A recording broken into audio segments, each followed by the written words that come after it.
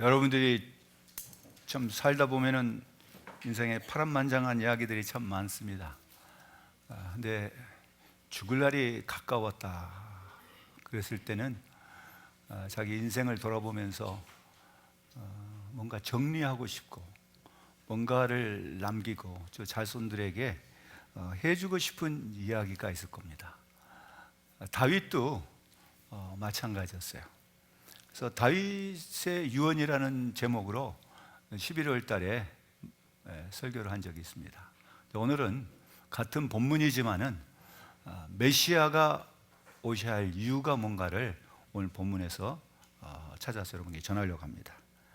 여러분이 오늘 읽었던 이 말씀을 보면은 다윗은 크게 두 가지를 그 아들 솔로몬에게 전하고 싶었는데, 첫 번째는 하나님과 관계 속에서 쉽게 얘기하면은 하나님 의지하고 하나님 믿으면서 신앙생활 잘해라.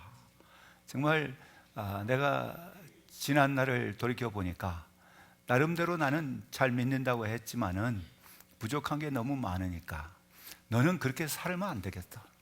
나를 보니까 그 무엇보다도 너는 왕이 되면은 왕이 돼서 또 다스릴 때 무엇보다도 하나님을 잘 의지하고 하나님 말씀에 순종하고 살아라. 그러면 네가 무엇을 하든 어디로 가든 형통하게 될 것이다.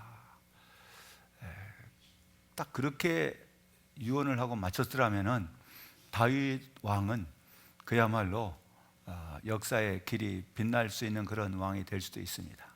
그러니까 우리가 다윗 그러면은 정말 위대한 왕이죠.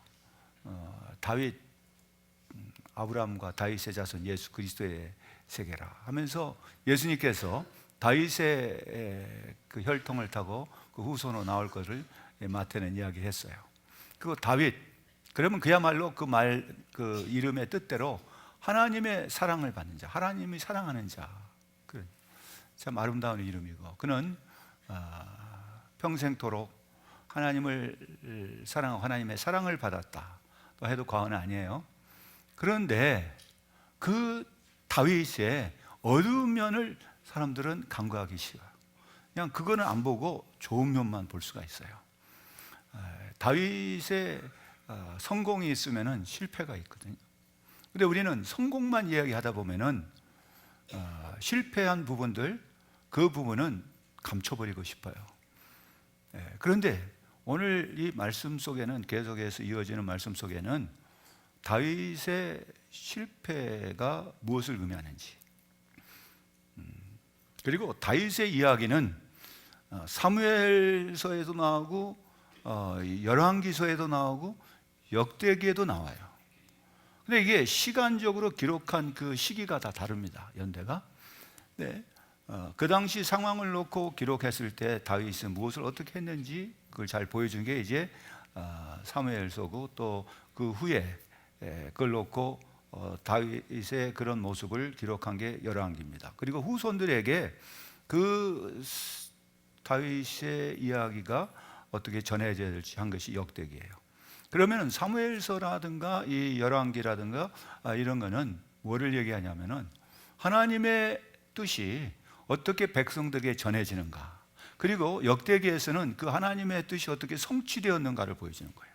그래서 여러분들이 성경을 읽다 보면은 사무엘서에도 나온 그 이야기가 열왕기에도 나오고 열왕기에 나온 이야기가 역대기에도 나와요.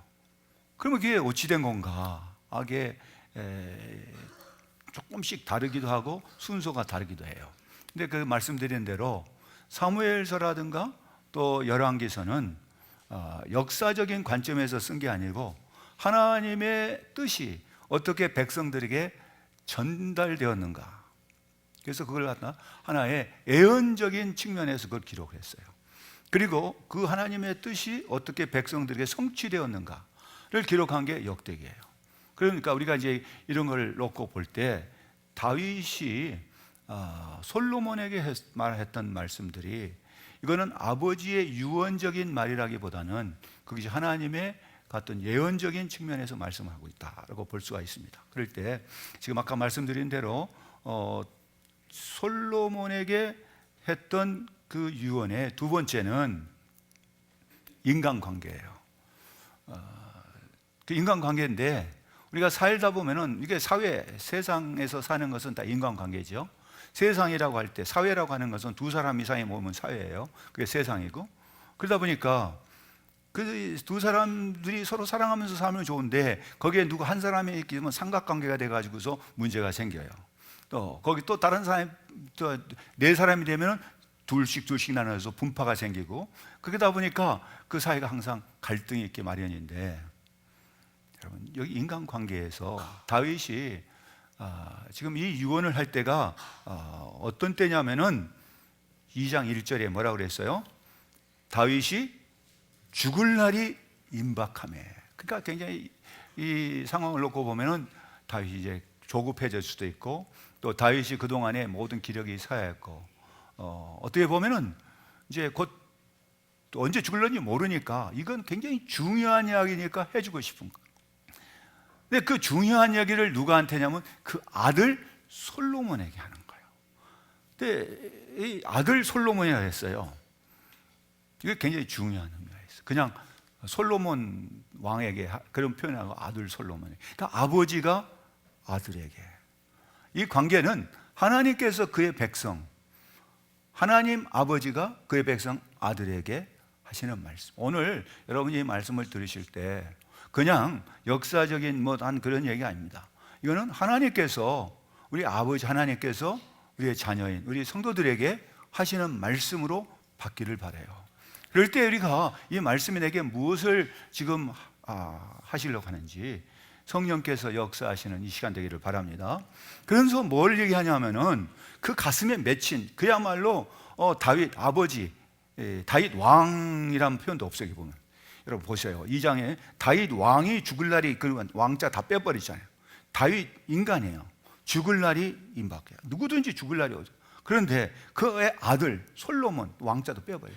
그러니까 아버지가 아들에게 그 마음을 열어, 그 가슴 속에 맺혀 있는, 정말 우리가 그런, 그냥 속을 좀 보여주고 싶다. 그 아버지의 그런 그 심정을 아들에게 인간적으로 그다 지금 열어 제쳐놓은 거예요. 근데 열고 보니까 그 안에 뭐가 있냐면은 그 안에 요압이라는 이름과 또 바실레라는 이름과 시므이라는 이름이 나와요. 근데 두 사람의 이름은 정말 자기가 생전에 뭔가 좀 제거하고 싶었지만은 제거하지 못했어요. 그래야지 아들한테 나는 못했지만 너가 나 대신에 이 두 사람 요압과 시므이를 좀 한마디로 하면 원수 좀 갚아다오, 그냥 죽여다오, 그 말이에요. 그런데 정말 너가 잊어서는 안 될 고마운 사람, 아버지가 형 압살롬에 의해서 도망갈 때 나를 도왔던 그 바실레라는 그 사람 기억하고 그 자손들을 너의 그 상에 불러다가 같이 먹고 후대하라. 얼마나 그 바르실레라고 해도 바실레 마찬가지. 그 사람이 고마운 이야기죠. 근데 실제로 보면 바실레가 그 다윗에게 뭐 큰 걸 한 게 아니에요. 정말 배고플 때 먹을 걸 준 거고, 그 후대했어요. 그런가 하면 여기에 비교되는 사람 이름이 누구냐면 시므이. 이 시므이라고 하는 사람은 사울 왕의 친족입니다. 근데 사울 왕이 죽고 나니까 다윗이 왕이 됐어요. 그러면 이제 그 왕족으로서, 친족으로서 그 누릴 수 있는 것을 다 상실해버리고 이제 왕궁 막 그 주변에서 쫓겨나간 거 아니에요. 그러다 보니까 다윗이 왕궁에서 쫓겨나서 도망을 하니까 그걸 계속해서 저주했어요. 그 계속해서 저주했는데 모세 율법에 출애굽기 22장 28절을 보면요, 그 지도자를 저주하지 말라고 그랬어요. 계속해서 저주했어. 그런데 다시 이제 이 역전이 돼서 압살롬이 죽고 나서 다윗이 왕궁으로 다시 황궁하게 될 때 그 시므이가 살려달라고 하니까 뭐 했냐면 여호와의 이름으로, 여호와를 두고 맹세하여 그를 살려줬어요. 그랬는데 두고 이게 그 시므이가 참 용서가 안 되는 거죠. 그러니까 이 아들한테 시므이를 없애라는 얘기예요. 나 때는 내가 그 약속을 했으니까 못했지만 너는 그걸 없애버려라. 그리고 또 한 사람 요압. 요압은 자기 누나의 아들이에요. 사춘간이었어요. 조카죠. 조카. 누나의 아들이니까. 그런데 이 요압이 다윗에게서는 아주 혁혁한 공로자예요. 다윗의 체면도 세워질 뿐 아니라 다윗에게서는 그 왕국을 확고히 하는데 1등 공신이라고 할 수 있어요. 그 요압은 정말 용맹스러운 그때 당시 총사령관이에요. 그리고 이 요압으로 인해서 다윗은 굉장한 힘을 얻을 수가 있었어요. 한 가지를 보면은 이 요압이 역대상 21장을 보면은 역대상에 나왔던 이야기들 이렇게 보면은 사무엘상 12장에 또 나오고 또 나오는데 그게 어떤 이야기가 나오냐면 사무엘상 12장 26절부터 보면은 요압이 암몬 자손의 그 성 랍바라는 성을 쳐가지고서 그 왕성을 점령을 해요. 그럴 때 거의 다 이제 다 그 성을 점령할 때가 되니까 그때 예루살렘에 있는 다윗 왕을 오라 그래 가서 내가 점령하면은 그 영광이 나한테 오니까 내가 영광을 차지하기보다는 왕이 그걸 차지해야 되지 않겠습니까? 그래서 왕을 오라 그래 가지고서 다윗 왕이 와서 그걸 점령을 해요. 요압이 그런 정도로 다윗을 생각해 줬어. 그렇게 해 가지고 그 왕을 이제 그 성을 다 점령을 하고 암몬 자손의 그 랍바 성의 왕이 그 썼던 왕관을 보니까 무게가 금 1달란트, 그리고 거기에 각종 보석들로 막 박혀 있었어요. 그러니까 그걸 다윗이 그 왕관을 자기가 스스로 그 왕이 썼던 왕관을 자기한테 써요. 그 전까지는 다윗이 왕관을 썼다는 기록이 없어요. 그거는 뭘 말하냐면은 이스라엘의 유다의 왕은 다윗이 아니라 여호와 하나님이라고 하는 거예요. 그런데 요압이 왕을 데려와 가지고서 그 성을 점령하게 하고 그 왕관과 이걸 보니까 그때 이 다윗이 그걸 보고 저게 욕심난 거예요. 그러니까 그 왕관을 탁 썼어요. 다윗의 하락은 왕관 사건이에요. 여러분, 우리가 다윗 그러면은 굉장히 훌륭한 왕으로 생각하고 있는데 그 훌륭한 왕도 왕관 앞에서 금 1달란트 무게라면 상당히 많은 금덩어리죠. 그런 거를 자기는 없었어요. 근데 그거를 탁 쓰니까 폼나잖아요.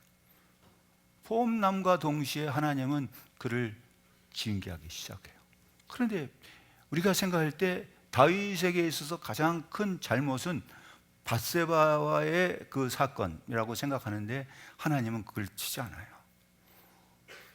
밧세바와의 관계 속에서 낳은 아들이 다 죽었어. 하나님께서 그를 징계하심으로 그 아들 죽었는데 그걸 통해서 누가 나오면 다른 아들 하나가 나와요.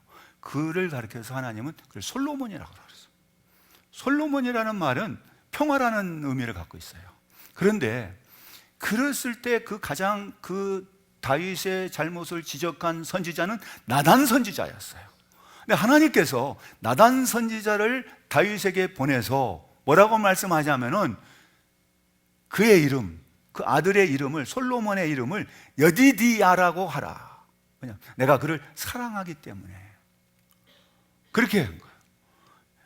그 말이 보면은 여호와께서 그를 사랑하사 선지자 나단을 보내어 그의 이름을 여디디야라 하시니 이는 여호와께서 사랑하셨기 때문이라고 사무엘하 12장 25절에 말씀하고 있어요. 여호와께서 누구를 사냐? 다윗을 사랑하셔서 또 솔로몬을 사랑해서 그의 이름을 여디디야라고 하라고 하나님께서 정해주신 이름이에요. 그 말씀 속에는 하나님 사랑하셨기 때문에, 그 때문에 여디디야라는 하나님 사랑한다는, 다윗이라는 이름도 하나님이 사랑하는 자, 솔로몬이라는 그 살롬의 그 평화라는 이름 속에 또 다른 이름이 여디디야. 그 하나님께서 지어주신 나단 선지자를 통해 중에 하나님 사랑하는 사람. 내가 사랑하기 때문에 이름을 그렇게 하라. 근데 그 사랑 속에는 뭐를 담고 있냐면은 솔로몬이잖아요. 밧세바 아들이에요. 여러분 여기 우리가 잘 기억하시죠. 밧세바 아들인 솔로몬을 하나님이 사랑하셨어요. 그 말은 뭐냐? 다윗, 이제는 너의 과거에 그 잘못했던 거, 너 그거에 대해서 자유함을 얻어라. 사랑이라는 그 말 속에는 뭐가 포함되면 용서라는 게 다 포함되어 있어요. 하나님께서 그를 사랑하셨기 때문이라. 그 말은 뭐냐? 다윗을 지금 용서하셨다는 얘기예요. 다윗이 그것 때문에 굉장히 힘들어했는데 하나님께서 솔로몬의 이름을 여디디야라고 지으셨대요. 그래서 나단 선지자를 보내요. 다른 사람을 보낸 게 아니라 이 나단 선지자가 다윗에게 가서 그걸 꾸중했잖아요. 그 선지자로 하여금 하나님의 사랑을 전하게 만들었어요. 여러분 그랬으면은 솔로몬이 정말 하나님의 사랑 가운데 얼마나 많은 은혜 속에 다윗의 사랑을 받고 자랐을까요? 그런데 이 다윗 왕을 보면은 그 아들 솔로몬, 그러니까 아들 솔로몬. 여기서 다윗이 그 아들 솔로몬 할 때 아들 솔로몬이란 말은요, 하나님께서 사랑하는 아들, 하나님이 자기를 사랑해서 용서해 주셔서 주신 아들 솔로몬. 아버지의 사랑이 하나님의 사랑처럼 그 속에 담겨 있는 아들 솔로몬에게 주는 유언 속에 무슨 얘기를 하는지, 요압을 처단하라. 근데 요압은요, 아까 얘기했지만은 다윗을 위해서 자기의 영광을 대신 줬지만은 또한 이 다윗이 솔로몬에게 했던 이야기 가운데 거명되는 이름이 누구냐면은 여기에 5절 보니까 수리아의 아들이 내게 행한 일 곧 이스라엘 군대의 두 사령관 넬의 아들 아브넬과 에델의 아들 아마삭의 행한 일을 내가 알거니와. 그게 무슨 얘기? 사령관이에요. 요압은 총사령관이고 그 밑에 이 아브넬과 여기 아마사라는 두 사령관이 있는데 이 뭘 했냐? 사울에게 속했던 사령관이 항복하고 다윗에게 귀순했어요. 그 사람이 아브넬이에요. 그 아브넬이 요압의 동생 아사헬을 죽였어요. 그러니까 거기에 대한 원한이 있죠. 그리고 또 아마사도 사령관이에요. 그러니까 이에 대한 원한이 있으니까 이 사람들을 다 죽여버려요, 요압이. 그러면 이것은 뭘 말하냐면은 다윗의 자기의 군대 사령관으로 임명한 아마사하고 아브넬을 요압이 죽여버려요. 그러면 지금 이거는 이게 뭔가 이거 잘못되고 있는 거 아니에요? 요압이라고 하는 그 권력이 다윗의 왕권을 능가할 만큼 보여주고 있는 거죠. 그런데 다윗은 이 요압을 그때 죽일 수가 없어요. 마음대로 안 되는 거예요. 그리고 또 어떤 일이 있었냐면은 압살롬이 반역을 일으켜서 아버지 다윗이 왕궁에서 쫓겨나갔을 때에 그 압살롬의 편에 든 사람들도 있었으나 요압은 다윗의 편에 가서 그 압살롬의 군대를 다 물리쳐요. 그리고 다윗의 뜻과는 반대로 그 압살롬을 죽이지 말라고 했는데 압살롬을 갖다가 요압이 가서 창으로 가서 찔러서 죽여버려요. 아버지가 그렇게 부탁했던 사랑하는 아들이었는데 압살롬이 비록 반역은 했지만은 다윗 왕은 그 압살롬이 죽는 걸 원치 않았어요. 그래서 죽이지 말라고 하는 거예요. 그렇게 의사를 전했음에도 불구하고 그걸 안 요압은 압살롬을 갖다가 죽여버린 거예요. 잊을 수가 없는 거예요, 요압이. 자기 아들을 그렇게 죽였죠. 또 자기의 그 군사령관인 아브넬과 아마사를 죽였죠. 그런데 그러기 전에 이 압살롬과 다윗을 뭐 시키냐면 화해시킨 사람이 또 요압이에요. 근데 이 압살롬이 와가지고서 반역을 일으켰지만은, 여러분, 이랬을 때 다윗의 마음속에 그야말로 이 요압을 용서가 안 되는, 요압이 용서가 안 되는 거예요. 근데 자기 마음대로 이걸 어떻게 지금 막 해볼 수가 없어요. 여러분, 우리가 여기서 생각하고 계신 거예요. 잠깐 생각해 보시죠. 다윗에게 요압은 골칫거리예요. 권력이라고 하는 것은요, 분산시킬 수가 없어요. 권력은 한 사람이 집중하고 있는 거고, 권력은요, 나눠 가질 수가 없는 거예요.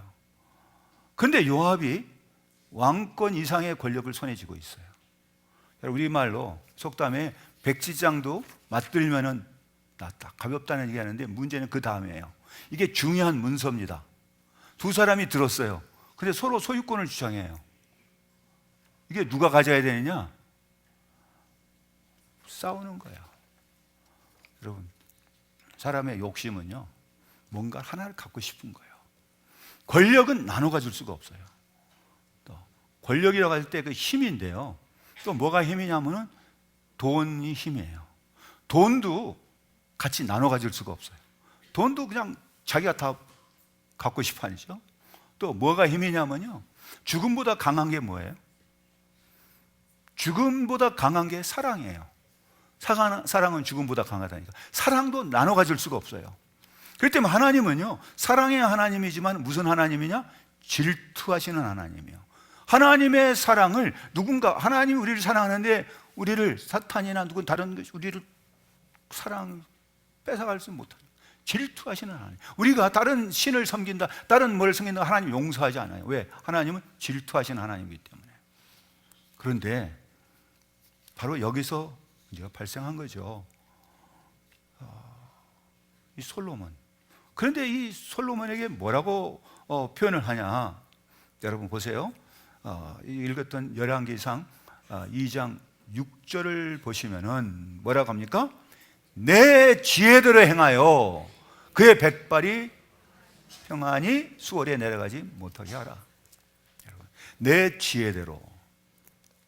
그 앞서서는 뭐라고 얘기하느냐면요, 자 3절 보니까 내 하나님 여호와의 명령을 지켜 그 길로 행하여 그 법률과 계명과 율례와 증거를 모세의 율법에 기록한 대로 지키라. 그리하면 내가 무엇을 하든지 어디로 가든지 형통할지라. 이 말은 뭐예요? 하나님의 뜻대로, 하나님의 말씀대로, 하나님의 지혜대로 통치하라는 얘기예요. 그런데 죽이라고 할 때는 내 지혜대로. 다윗의 이중성이에요. 다윗의 이중성이는 여기 다윗의 그 유언 속에 나타나는 이중성. 다윗이 하나님과 관계에서는 하나님의 뜻대로 해라 해갖고, 자기의 원수 갚는 일은 내 지혜대로. 그리고 요압이 앞서도 말했지만은 그 암몬 자손의 그 성에 가서 점령하고 나서 다윗이 왕관을 머리에 쓴 이후에 무슨 일이 벌어지기 시작하는가? 여러분, 그거를 잘 기록해 놓은 게 이제 역대상을 보면은 바로 그런 게 나와요. 역대상 20장에는 바로 그런 모양이 나와요. 자, 그래서 왕관을 머리에 쓴 얘기가 나오고, 그리고 나서 역대상 21장 1절에 딱 어떻게 연결이 되는가? 여러분 좀 뭐하지만 역대상 21장 1절을 보시면 이렇게 딱 나옵니다. 첫 번에 21장 1절이 뭐냐면은 사탄이 일어나 이스라엘을 대적하고 다윗을 충동하여 이스라엘을 계수하게 하니라.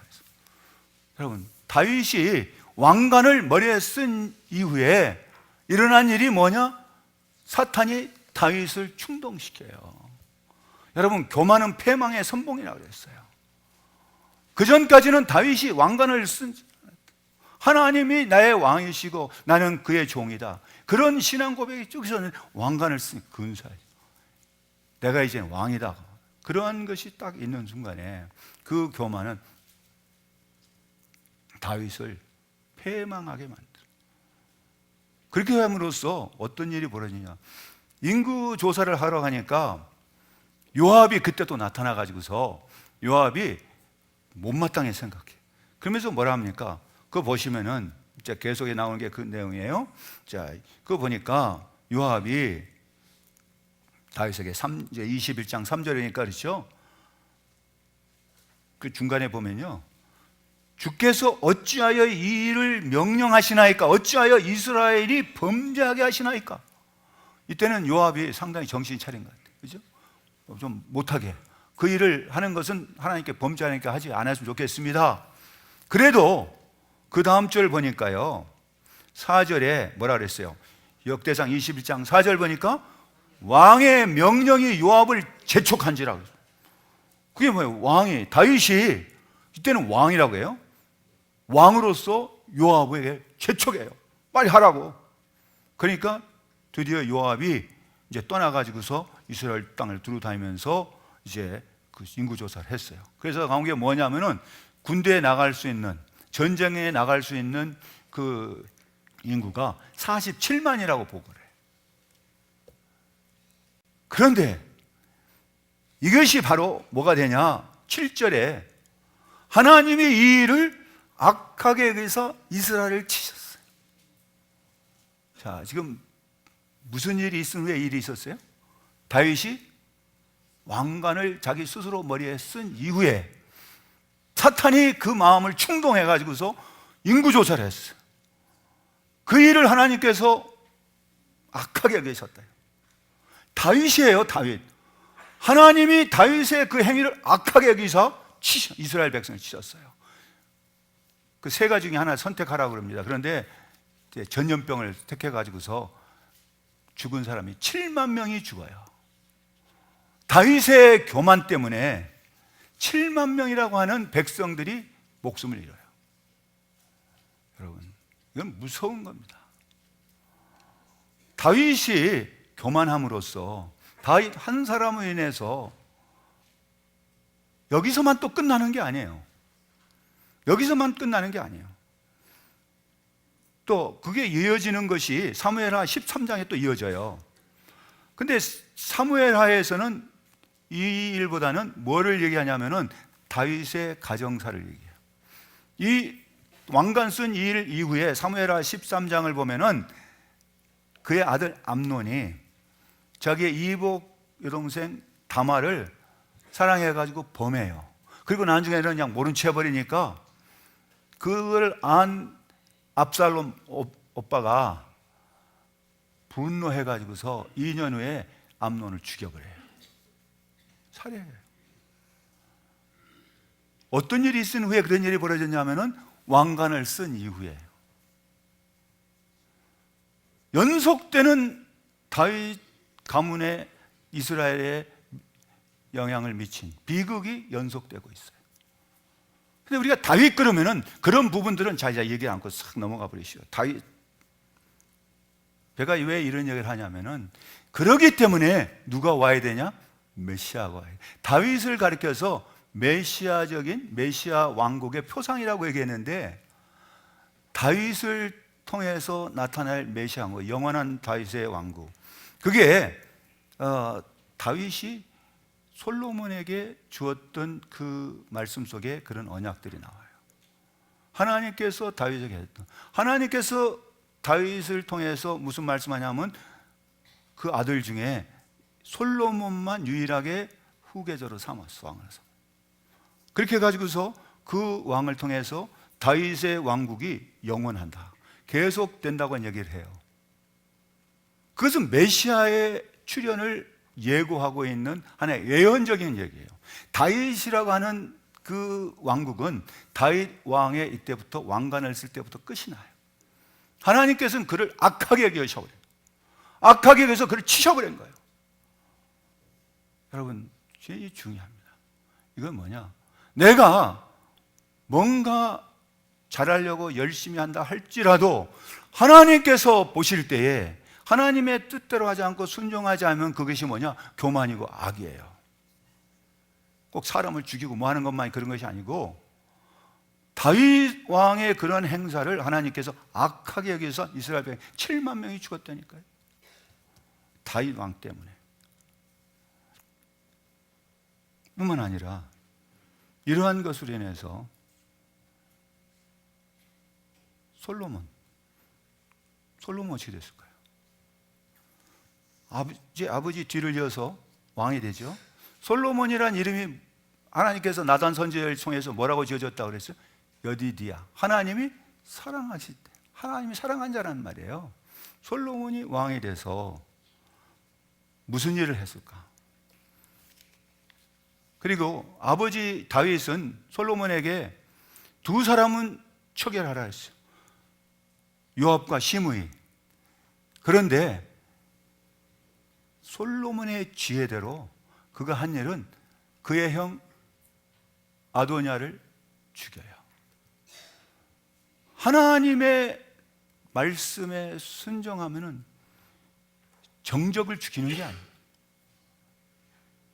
이게 메시아 왕국의 복음은, 메시아인 예수 그리스도의 그 나라는 죽이는 나라가 아니에요.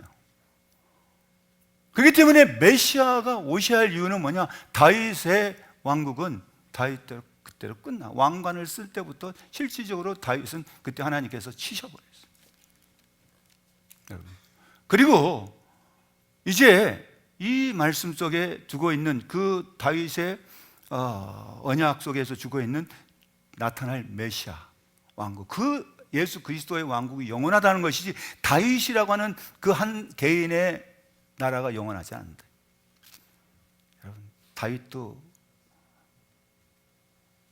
한 인간에 지나지 않았어요.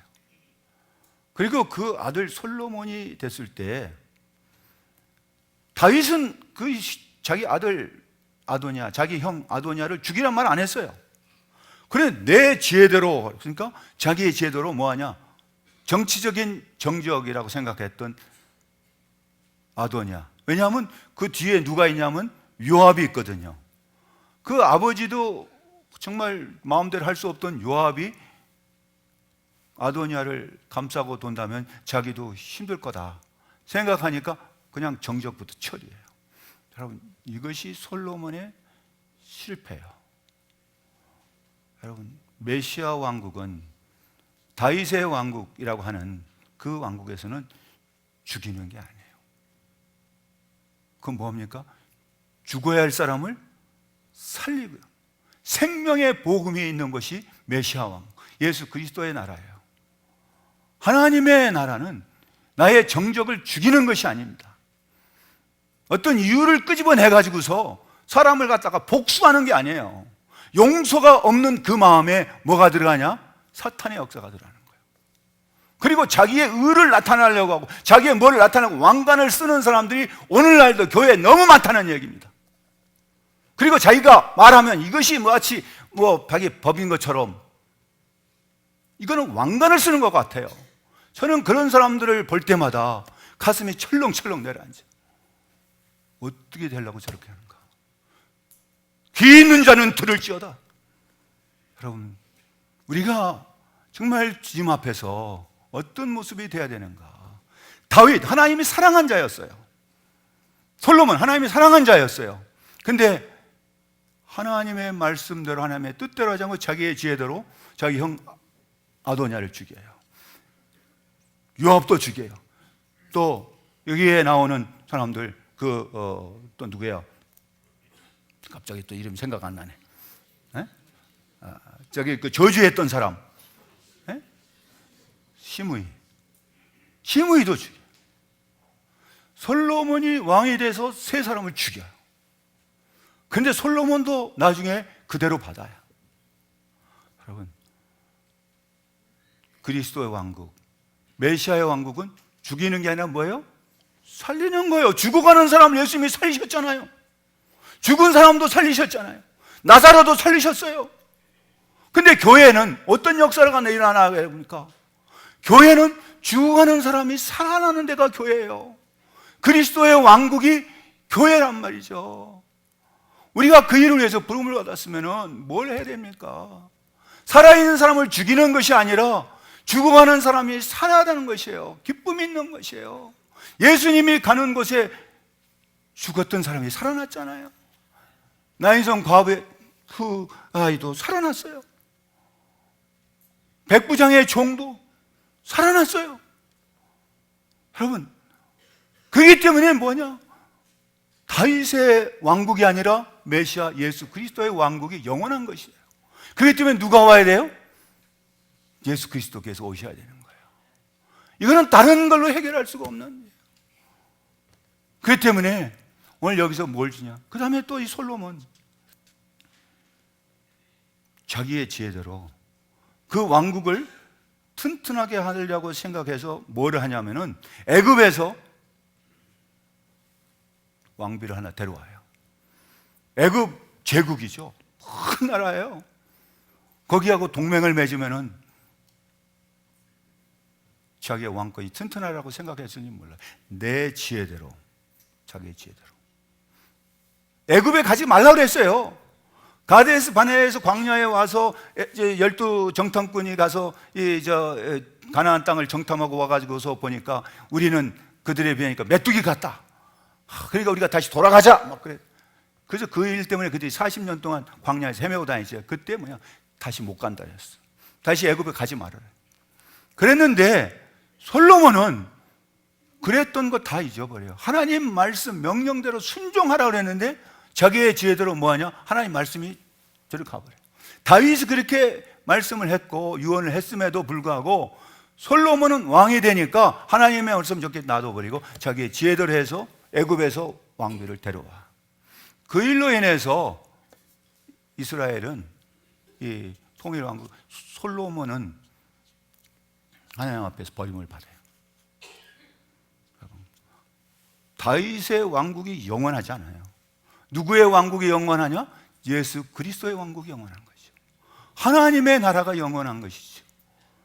다윗은 보이는 하나의 인물일 뿐이에요. 솔로몬도 그래서 하나님께서 솔로몬에게 그가 1000번제를 드리고 할 때 뭘 하냐? 내가 구하지 않은 원수 갚는 것을 구하지 않고 재물도 구하지 않았기 때문에 내가 너한테 지혜 더하기 모든 이 세상의 부귀영화를 그게 준다.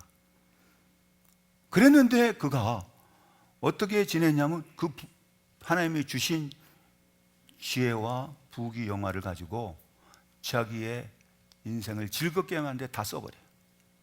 그러니까 그가 말년에 가가지고서 자기의 인생을 딱 돌아보니까 자, 모든 것이 다 이게 헛되구나. 내 부귀영화, 권력, 이 모든 것이 다 헛된 것이었어. 내가 바람을 잡으려고 하는 것 같았어. 그래서 참된 지혜는 그때서 깨달아요. 하나님께서 주신 지혜를 가지고 그가 살았다면은 솔로몬은 그 인생에 그렇게 마지막에 비참하지 않을 수 있어요. 나라가 그 아들 때 나눠져 버리죠. 그런데 다 보니까 헛된 세상을 살았어요. 하나님이 주신 그 부귀영화와 지혜가 그에게 아무런 도움이 안 됐어. 내 지혜대로, 다윗의 말 한마디, 내 지혜대로 행하라. 우리의 지혜대로 하는 것은 내가 죽는 길이고 그것은 하나님의 뜻을 떠나는 것은 사탄의 역사예요. 내가 교만해질 때 다윗에게 사탄의 역사에서 마음을 충동시켰어. 그리고 솔로몬이 그 아버지 연대 내 지혜대로 하니까 그 지혜대로 하다가 그 나라가 결국 망하고 말아요. 여러분, 오늘 여기서 뭘 가르쳐 주고 있는가? 이것을 주고 있는 교훈이 우리 성도들이 뭔가 내가 아는 것 같고 내가 참 많은 경험을 한 것 같고 그래요. 다윗이 얼마나 많은 것을 경험했어요. 그러니까 그 아들에게 꼭 주고 싶은 이야기였는데 내 지혜대로 저를 제거하라. 결정적인 실수예요. 다윗의 그 아버지로서 그 일을 하는 게 아니라 하나님께 묻고 하라. 하나님께 물어서 하나님의 뜻대로 하라. 하나님의 뜻이 무엇인지 구하라. 그게 아니에요. 내 뜻대로 해서 원수를 갚아다오. 이게 마치 뭐와 같으냐면요, 중국 무협지에 나오는 아버지가 죽으면서 아들한테 자, 누가 내 원수니까 너가 원수 좀 갚아다오. 그 아들이 열심히 이제 그 무술을 연마해가지고 가서 원수를 가서 그 사람 죽이면 그 아버지가 또 죽으면서 아들한테 원수 좀 갚아다오. 그러면 그 아들이 또 이서 원수 서로 그런 일을 하잖아요. 그게 역사잖아요. 그 다윗도 마찬가지. 다윗의 삼국지에 이건요. 이게 보면은 다윗이 아들한테 그 얘기를 한 거예요. 앞서서 하나님께 그 하나님 말씀대로 순종을 해놓고는 아들에게 내 지혜대로 그를 처단하라. 여러분, 이게 우리의 이중성이에요. 이 모습이 바로 오늘날 우리의 모습이에요. 내가 하나님 말씀대로 산다고 하고 말하지만은 어떤 일을 해야 돼? 내 지혜대로 해요. 내 지혜대로 보니까 이 사람 죽여야 돼. 여러분, 정말 지혜는 뭐냐? 죽어야 할 사람이 살리는 거예요. 최고의 복수는 뭐냐? 용서입니다. 여러분, 그 때문에 예수님은 원수를 내 몸처럼 사랑하라 그랬어요. 그 말씀의 성취가 어디서 이루어지냐면 십자가에서 이루어져요. 자기를 십자가에 못 박게 했던 그 사람들을 향하여 누가복음 23장 34절에서는 아버지여 저들이 하는 일을 알지 못하나이다. 저들을 용서하여 주옵소서. 거기서 용서를 선언해요. 여러분, 용서 속에는 하나님의 사랑이 그 속에 담겨 있어요. 그렇기 때문에 바울은 그 장면을 연상하면서 뭐냐? 하나님이 우리에 대한 자기의 사랑을 예수 그리스도의 십자가에서 죽으심으로 확증했다 그랬어요. 여러분, 예수 그리스도께서 십자가에서 죽으신 것이 하나님의 사랑의 확증인데 예수님께서 거기서 뭘 했어요? 용서를 선포했어요. 여러분, 교회라는 데는 어떤 것입니까? 여러분, 교회는 와서 용서받는 것이에요. 하나님의 사랑받는다. 우리는 그걸 갖다가 뭐라 하냐면 은혜라고 해요. 그 은혜라는 말을 히브리 말로는 뭐라 하냐? 여러분 기억하시죠? 헤세드. 자기의 가장 귀한 것을 바쳐가면서 줘가면서 자기의 가장 귀한 아들을 희생시켜가면서 나 같은 죄인을 살려주셨어요. 용서해 주셨어요. 그 용서하기 위해서 예수 그리스도 십자가에 못 박게 했단 말이에요. 용서의 선언이에요. 근데 다윗은 용서를 선언하지 못했어. 용서를 선언하지 못했어. 용서가 없는 곳에 뭐가 찾아옵니까? 사탄의 역사가 찾아와요. 그리고 그걸 가지고 처단하라, 법대로 하라, 뭐라 이렇게 하면 제 지혜대로 하는 곳에 뭐가 찾아오느냐? 교만이 찾아요. 그럴 때 그게 다윗에게 돌아온 사탄의 역사예요. 여러분, 그걸 이길 수 있는 게 뭐예요? 내 힘으로 못 이겨요. 그때 우리는 뭐합니까? 주님 앞에 내가 온전히 낮아져야 돼요. 주님의 말씀대로, 다윗의 말대로, 주님의 명령, 주님의 뜻대로 살아야 돼요. 주님의 말씀대로 나는 그 앞에서 나는 낮아지고 정말 그야말로 주님 나는 죄인입니다. 주님 뜻대로 살게 없소서. 주님 저를 용서하여 주옵소서. 용서의 선포 이후에 요한복음 19장 30절을 보면은 예수님께서 뭐라 했냐? 다 이루었다. 다 이루었다. 용서는 다 하나님의 뜻을 이루는 것이 용서 속에 다 구원의 선포죠. 다 이루었다. 그 때문에 하나님의 나라 예수 그리스도의 그 왕국, 메시아 왕국, 다윗의 왕국의 그 끝은 거기 어디냐? 십자가예요. 예수 그리스도의 다 이루었다고 하는 선포로서 다 이루어져요. 뭘로서 이루어지냐? 우리가 하나님의 나라를 이룰 수 있는 것이, 우리의 삶 속에 이룰 수 있는 것이 원수를 내 손으로 갚는 게 아니라 뭐를 선포하는 거예요? 용서를 선포해야 돼요. 아버지 저들이 하는 일을 알지 못하니까 용서하여 주옵소서. 그럼 행여 여러분 마음속에 누군가에 대한 섭섭함도 있고 미운 것이 있고 혹은 그 사람 뭔가 좀 내 마음에 안 들고 막 그러니까 어떻게 좀 돼버렸으면 행여라도 그런 마음이 들면 이 시간에 회개하셔야 돼요. 회개하셔야 돼요. 회개하는 자를 주님은 기쁘시게 여겨요. 그럴 때 다윗도 회개했어요. 그럼에도 불구하고 7만 명이나 죽었어요. 회개하지 않았더라면 다윗도 죽었을 거예요. 여러분, 다윗이 회개했으니까 7만 명밖에 안 죽은 거예요. 회개하지 않았더라면 어떻게 될 뻔했어요? 그 나라가 망할 뻔했어요. 다윗이 왕으로서 왕관을 쓰는 건 어떻게 보면 당연하죠. 그런데 왜 그렇게 됐을까 하면은 암몬 이방 나라의 왕관을 부럽게 생겨서 쓴 거예요. 이방 사람들의 악을 이방 사람들의 부함을 여러분 부러워할 게 아니에요. 이방 사람들의, 다른 사람들의, 불신자들의 잘 나가는 것을 부러워할 것이 아니에요. 우리는 어디다가 집중해야 되냐? 주의 말씀대로, 주의 뜻대로 먼저 그 나라와 의를 구하면서 무엇이 주님께서 내게 원하시고 요구하신 일이 무엇일까?